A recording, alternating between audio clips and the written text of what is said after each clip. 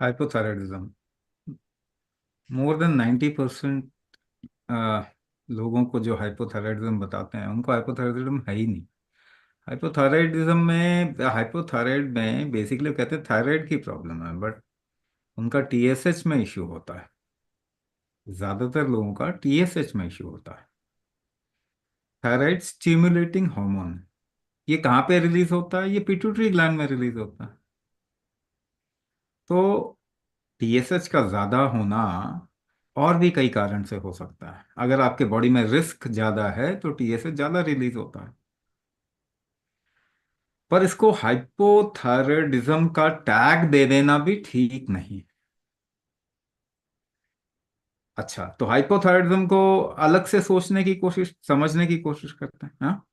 क्योंकि हम थायराइड के लिए अलग से कोर्स भी करते हैं, और उसमें सैकड़ों लोगों ने अपनी थायराइड मेडिसिन छोड़ के थायराइड से निकल चुके हैं। तो एक चीज और रिक्वेस्ट करूंगा, जितने भी लोग यहाँ बचे हैं, अपना कैमरा ऑन कर सकें तो करें। ऐसे ब्लैंक स्क्रीन से बात करना अच्छा नहीं लगता। इंटर थोड़ा सा आपको देख भी सकें, आप भी देख सको, हाँ।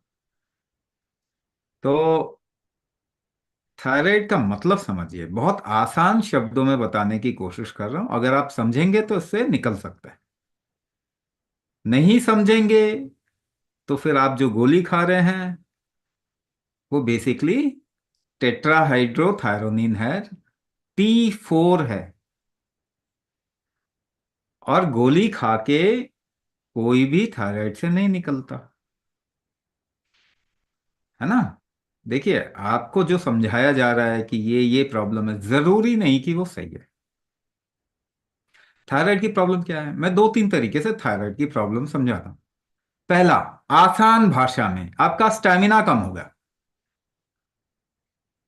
स्टैमिना समझते हैं? कोई भी काम, लंबे समय तक कोई काम करने की क्षमता, आपका स्टैमिना कम हो गया। स्टैमिना से क्या होता है? स्टैमिना से आपके शरीर में प्रोटीन बनता है।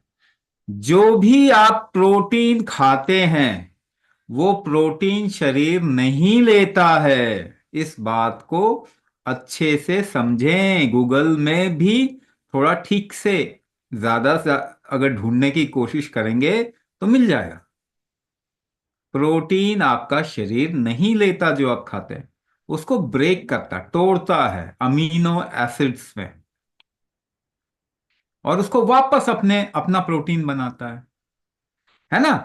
तो आप ऐसे भी समझो ना, कोई गाजर खा के गाजर जैसा नहीं बनता, कोई मूली खा के मूली जैसा नहीं बनता, कोई मुर्गा खा के मुर्गा जैसा नहीं बनता, कोई मछली खा के मछली जैसा नहीं बनता।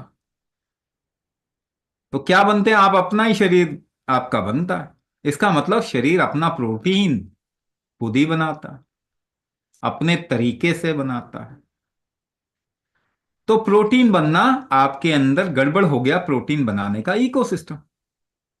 अच्छा, मेल एंड फीमेल में प्रोटीन का जो इकोसिस्टम है वो बहुत सेंसिटिव होता है, क्योंकि उनको एक बेबी बनाना है। इसीलिए फीमेल को ज्यादा थायराइड की प्रॉब्लम कही जा रही है, क्योंकि जैसे ही आपका प्रोटीन का इकोसिस्टम गड़बड़ होगा, उसको थायराइड अटैक किया जाएगा आपको। यानी इसको एक और तरीके से देख सकते हैं, आपको प्रोटीन से एलर्जी भी है, तो प्रोटीन खाना कम करें अपने, थोड़ा आराम वैसे ही मिल जाता है उसमें। अच्छा, प्रोटीन ही, आपके सारे हार्मोन प्रोटीन ही है। क्या केवल थायराइड के लेडीज को, या जेंट्स को भी देखा जाए, मगर लेडीज की अगर बात करें, ज्यादातर लेडीज हैं इसके अंदर, तो इनफर्टिलिटी का कारण भी थायराइड होता। यानी उसकी वजह से क्या हो गया? उसकी वजह से शरीर के अंदर पीसीओडी हो गया, या फिर एएमएच काउंट की गड़बड़ हो रही है, या फिर फैलोपियन ट्यूब ब्लॉकेजेस हो रहे हैं, अनवांटेड ग्रोथ हो रहा है यूट्रस में। तो इनफर्टिलिटी का मतलब, फर्टिलिटी का मतलब ही है प्रोटीन ठीक से एक बेबी में कन्वर्ट हो जाए, बेबी बना सके। आपका T3 T4 TSH, ये जितने भी हैं ये हार्मोन, ये क्या है? ये प्रोटीन ही तो है।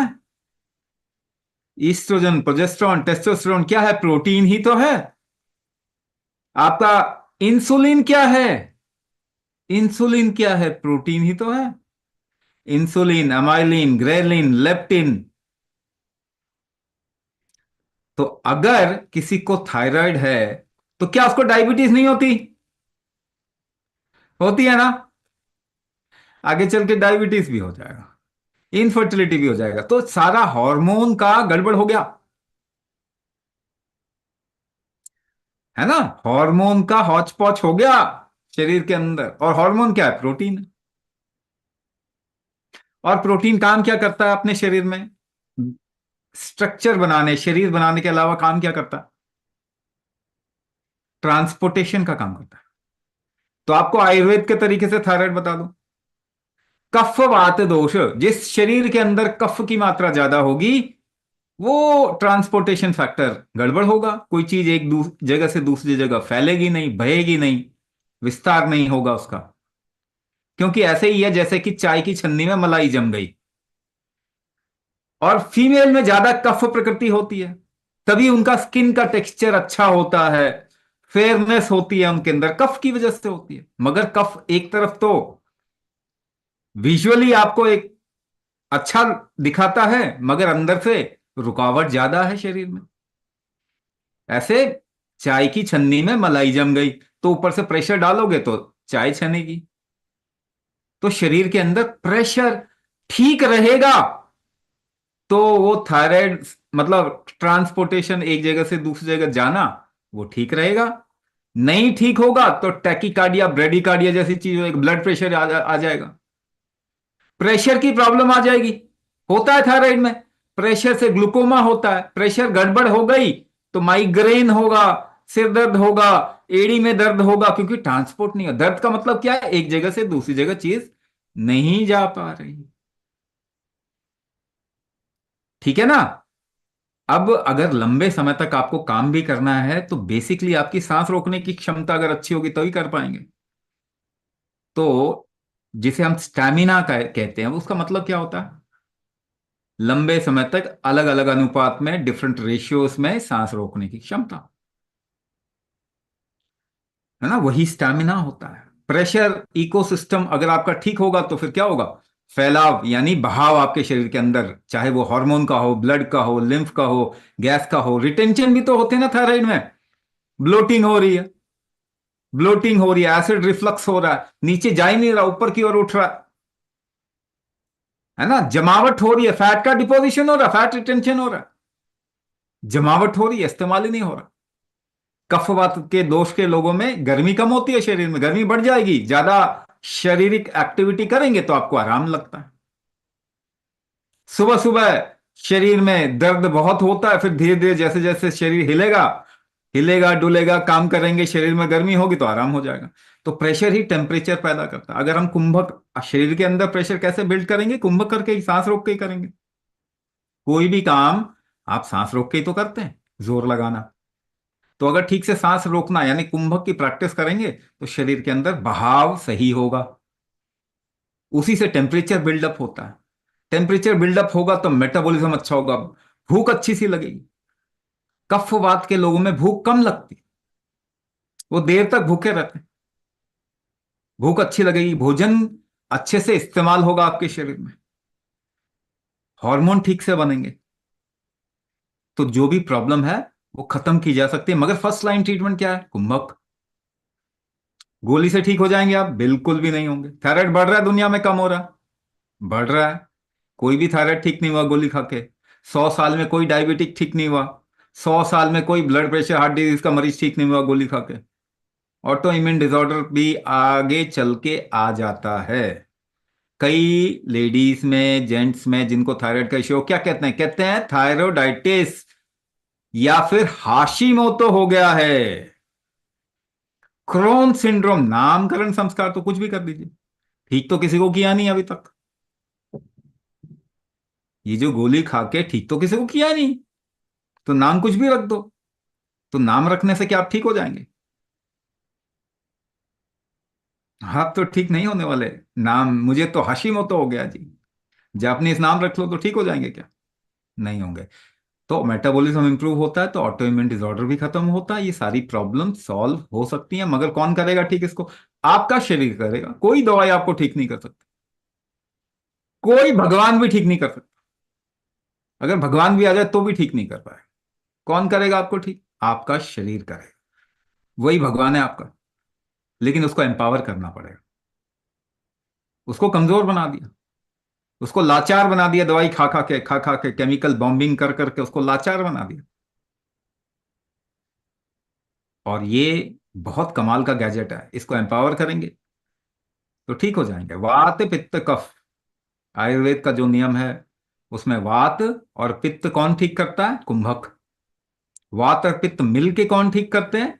कफ को। मटेरियल मैनेजमेंट करते हैं आपके शरीर का। तो कुंभक आयुर्वेद का राजा है, जिसको गद्दी से ही हटा दिया। इसलिए आयुर्वेद एलोपैथी से फाइट ही नहीं कर पा रहा, लड़ ही नहीं पा रहा। एलोपैथी एक बीमारी ठीक नहीं कर रहा, फिर भी दुनिया पे छाया हुआ है। क्योंकि उसके ठीक करने वाला जो आयुर्वेद था उसका तो राजा ही हटा दिया गद्दी से। तो हम उसको दोबारा बैठा रहे हैं। तो पहली बात, आप ठीक हो सकते हैं मगर दवाई से नहीं ठीक हो सकते। जिससे बीमार हुए हैं उससे तो ठीक नहीं हो सकते। बीमार क्यों हुए? थायराइड क्यों हुआ? दवाई की वजह से, बचपन से दवाई खाने की वजह से। तो ठीक कैसे होंगे? आपका शरीर तब ठीक करेगा जब शरीर एम्पावर होगा। कुंभक से वात पित्त कफ ठीक करेंगे। कुंभक से आपका स्टैमिना बढ़ाएंगे। प्रोटीन की मैन्युफैक्चरिंग ठीक होगी। और ये सारी प्रॉब्लम जो आ रही है वो ठीक हो जाएंगी।